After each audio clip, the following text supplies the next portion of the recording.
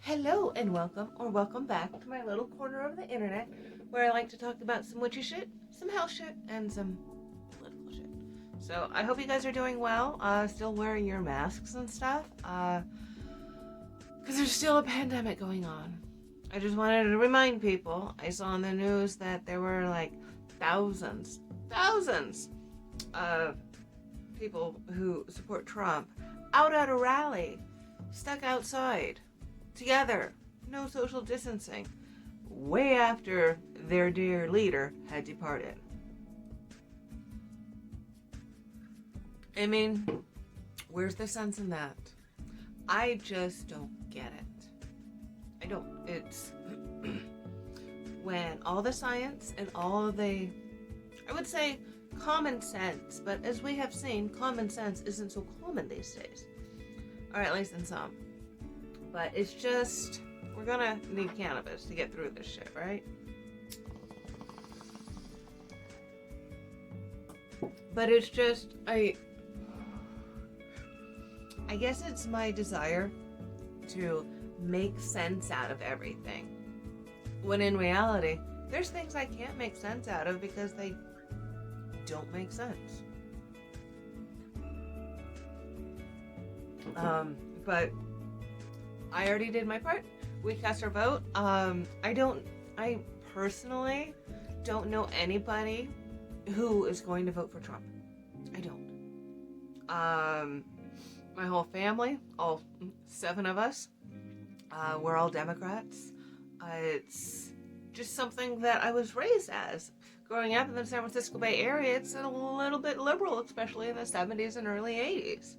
And I wouldn't change it for the world. I'd rather try to help everybody than say, fuck you, I got mine. You know, I don't understand that mentality. And to think that healthcare might be taken away from people during a deadly pandemic is ludicrous. And downright just plain old evil. And right now I'm noticing that my eyeshadow clashes with my shirt, and you know what? Fuck it, you know? There's no rules, there's no laws. Have you been out into society lately? Have you seen the lack of common sense, law-abiding stuff? Same. And I really hope that it doesn't get worse. But it seems to be. As their dear leader continues to feed them misinformation, continues to sow fear and hatred and anger. That's scary. That I don't think that a leader is supposed to do that.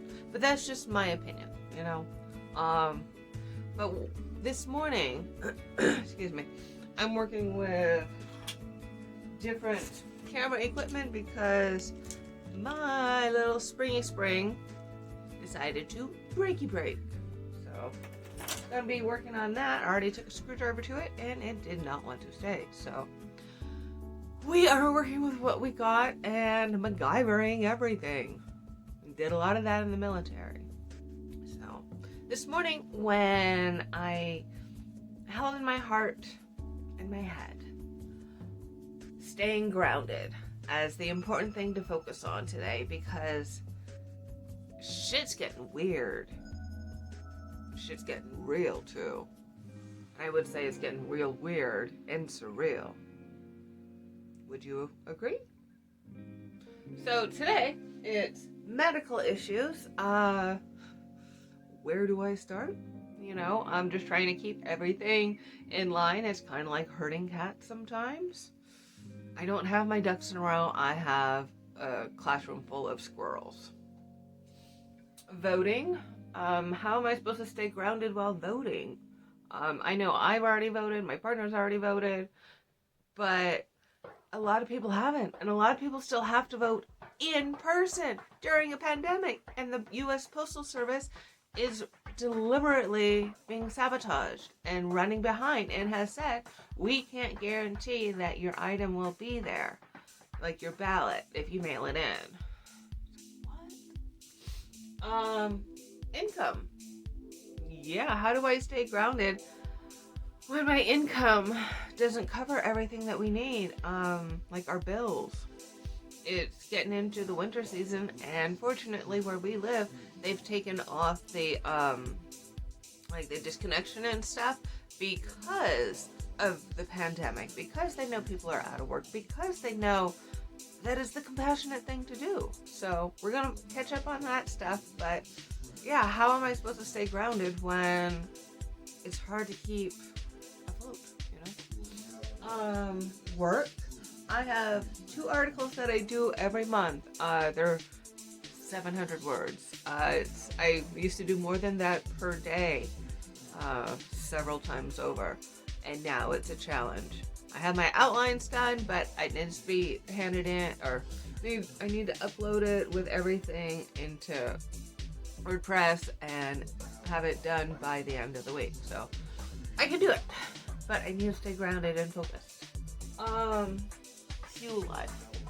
Q life can mean QAnon life, because that shit is cray cray.